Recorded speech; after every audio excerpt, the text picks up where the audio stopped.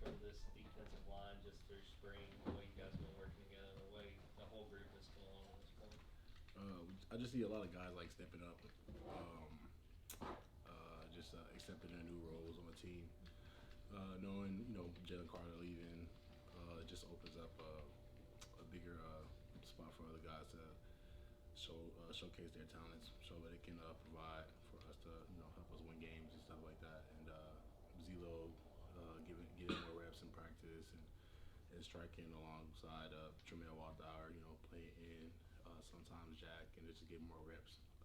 Chance for people like Bear Alexander and Mykel Williams to go out there and showcase that they can start and play in big games.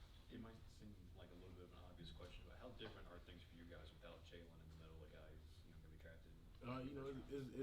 I would say it's too much different, but it is an eye opener to for us guys who aren't used to the pass rush. Some of us guys are like one dimensional, and so Trey Scott is working hard with us to um, help us work both ways, stopping the run and pass rushing, affecting the QB. Just being destructive on the field, and we all know Jalen Carter was really good at doing that, and being dependable. How hard is that for guys, whether it's yourself or anybody else, to when you've been primarily asked to do one thing, all of a sudden you're kind of tasked with doing both? How hard is it to develop both those skill sets? We try not to, we use the word hard a lot.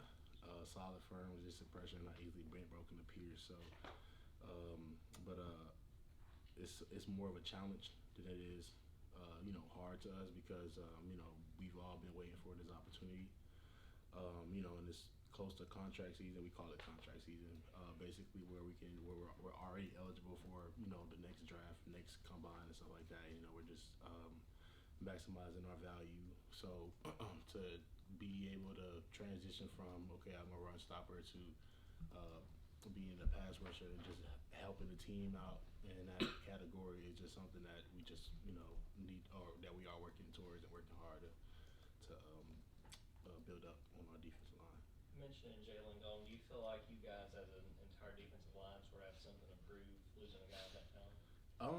I would say yes, but then again, no, because I would say last season, I'm like, you seen the statistics. I'm pretty sure our last two games wasn't really what we expected, but throughout the whole season, we averaged, under 14 yards per game within teams and stuff like that. So I would say that our identity is still out there. We just have to withhold that identity and keep the standard with the team, and it's a big challenge for us because every new season is something that we find an opportunity to prove to everyone else that look, we're still Georgia defense, and we can still stop the run.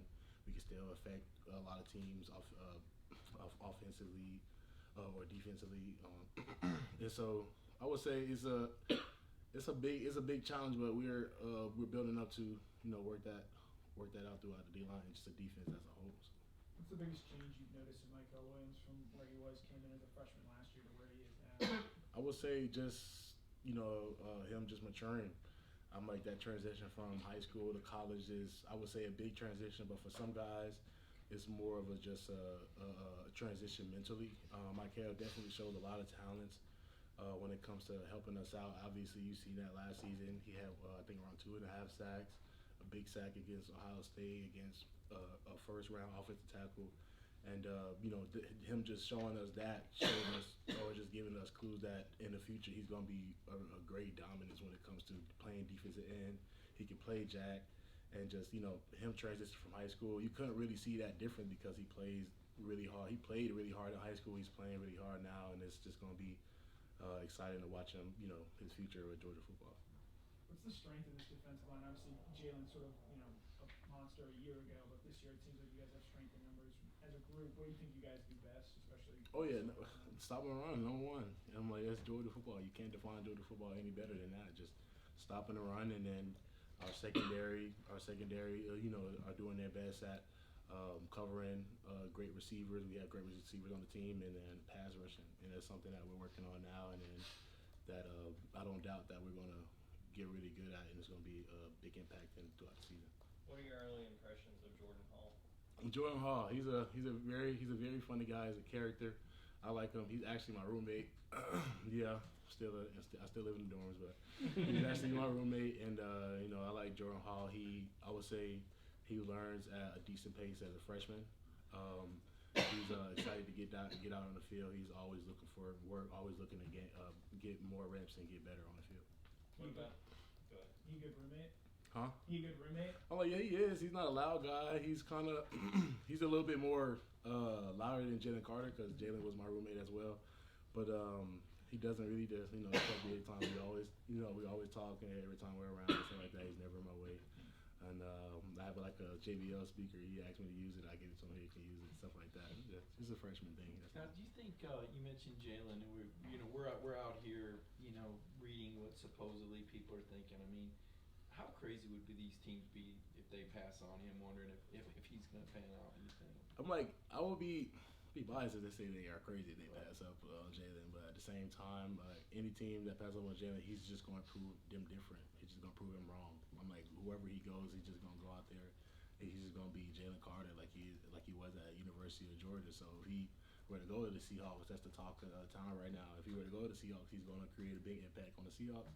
If he were to go to the Bears, he would create a big impact on the Bears. So, the teams that do pass him up, Jalen, I wouldn't say he would have a chip on his shoulder because he's just one of those guys where he's like, oh, it doesn't bother me. I'm just going to go out there and play anyway. And he just has a really good way of just showing everyone that he's him. Nazir, what's the most exciting thing you've seen from the offense so far in spring camp? Just the new group of tight ends. The new group of tight ends, the new group of running backs. I would say we have a couple of changes on the offensive line. Not too different there. Some of the guys who were actually out, not actually starting on the O-line, were guys who were probably injured or guys who probably just didn't get that opportunity. And now that I see a difference throughout the O-line, it's like, okay, I see the dynamic. They're still trying to get comfortable with just the offense. And then like the tight end group, we have Oscar Delp, Lawson Lucky, still got Brock Bowers. Just a really great group, of talent. And receiver-wise, we still got the same guys who are out there: Marcus Rosemead, Arian Smith. We got C.J. Smith, and so we just got a lot of guys who are just talented throughout the offensive core, and it doesn't really surprise me at all because I know that most of them are going to step up to the plate and make big plays in the big games. Specifically about the offensive line, those obviously guys you get to see up close and personal, every day. Is there anybody in particular on that group? I don't know that gives you a hard time from time to time. I would say Cedric Van Pran and consistent. Cedric is a consistent guy, and I've been going against Cedric after Trey Hill when he was here. I've been going against Cedric for since my freshman year, and to see his development, and I'm pretty sure it's vice versa in his eyes too, and see my development. It's just that he always gives me a good look every time I can always depend on Cedric to give me a really good look because we're going against teams who are really good at zone blocking. We're going against teams who are really good at downhill runs. Cedric always gives me a good look to prepare me for these games, and I always give him a good look. And it just always makes the games easier. I'm like, we go out there and we play and we stop runs, and sometimes it's because of what Ced did in practice, and sometimes if they're running the ball on a great run defense, sometimes it's what we did in practice. So it's always iron sharpens iron type of strategy, and I like it. I like Ced for that. He's very consistent. You started every game last year, did you not? Yeah. But how does that land? That's a pretty impressive accomplishment considering the position that you play, the contact there. Is that something you're proud of? I'm very proud of that, and I'm very proud of just me holding it down, 10 toes down, learning from the guys, Trayvon Walker, Devontae Wild, Jordan Davis, just me just learning from them guys. I just knew deep down inside that if I could just gain this type of information, gain this type of the strategies from these guys and stuff like that, I can definitely use that when it's my time. And Coach didn't sugarcoat anything. After fall of last year, he said, "Look, Nazir, you're starting in the Oregon game," and I just kept it within myself to like, look, I can go farther from here. And after that game, it's just been exciting to know that I was starting in every game after that. Actually, is it hard for guys in this era before when everything to wait a couple of years, especially if you don't play right away? Oh, not at all. It's not hard at all. One thing about Georgia football is that opportunities come and go. And one thing, and what I mean by that is, you might have some guys who are down, and coach is going to be looking at you to play that position. It may not just be in offense or defense; it could be special teams. It doesn't matter. A guy could come in, and he doesn't have to embed in his head that he might not play early, because all he has to do is put in that effort and that hard work. Kirby is always looking at those guys, and it may not seem like that immediately, but if you just keep working and grinding hard on and off the field, in class, in practice, if you're asking questions in meetings, writing notes in meetings, Kirby is seeing that, and he's definitely going to give you an opportunity to showcase what you can provide on the team. And so that whenever a guy says that he can't get on the field, that doesn't exist at Georgia football, because it's always a spot that you can play anywhere, special teams, offense, or defense. Got time for 2 more questions. How do these quarterbacks compare to Stetson in terms of ability to make plays with their feet?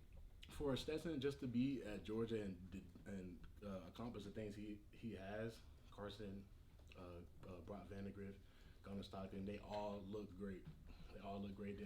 I couldn't even compare them any different, because just playing behind him, I'm pretty sure they gained a lot of information from him and talents, and I'm pretty sure they sat back and wait. Like I said, those opportunities come, and those opportunities are here for those 3 great quarterbacks we have right now, and they're doing really good. And it's almost hard to tell who's going to start, and it's a great challenge, and it's a great opportunity for all 3 of them.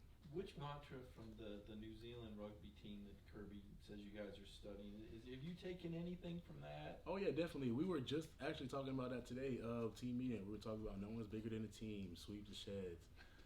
That's the only 2 that stuck out to me. There's actually 2 other more. I just can't think of one right now. But he uses those mantras all the time, and it's something that we hold as a team, and it helps us come together.